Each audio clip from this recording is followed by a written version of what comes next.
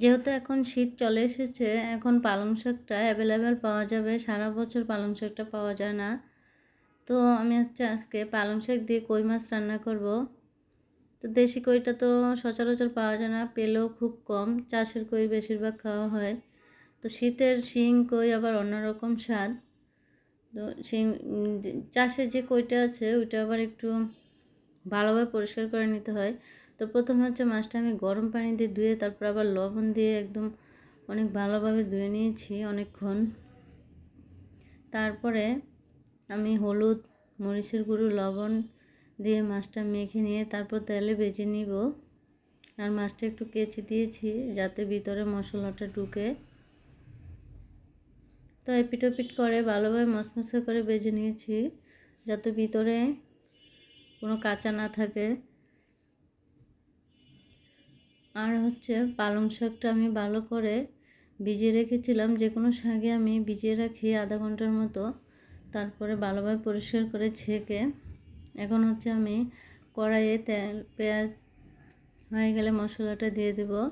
তো শাক রান্না করতে আমি রসুন ব্যবহার করি না, হলুদের গুঁড়ো, মরিচ, লবণ আর ধনিয়ার গুঁড়ো যেটা আমি হাতে করে রাখি ওইটা দিয়ে কষিয়ে শাকটা দিয়ে দিয়েছি। তো আমার 2 মুঠো শাক ছিল, দেখেন কত অল্প হয়ে গেছে। আর এই শাকের তরকারিটা আমাদের বাসার সবাই পছন্দ করে, এটা এত মজা হয়। পালং শাক দিয়ে সব মাছই রান্না করা যায়, সব মাছ বলতে তেল মাছগুলি বেশি মজা।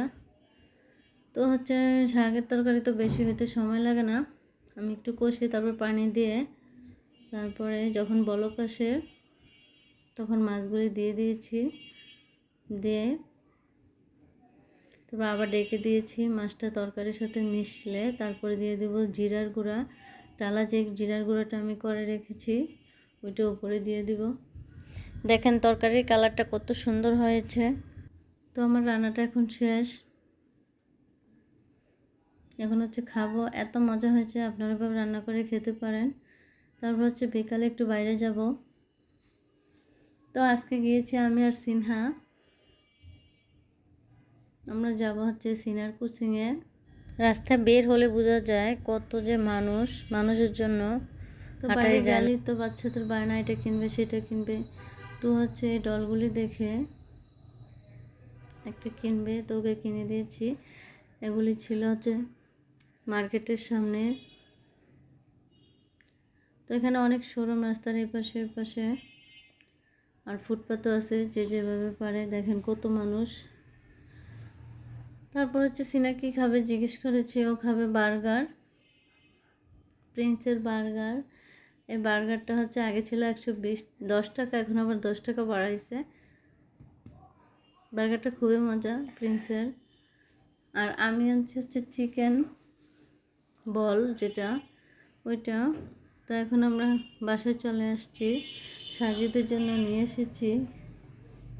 ও ছিল মাদ্রাসায়, জন্য ওকে নিতে পারি নাই। তো এই ছিল আজকের ভিডিও। সবাই ভালো থাকবেন, সুস্থ থাকবেন, আল্লাহ হাফেজ সবাইকে।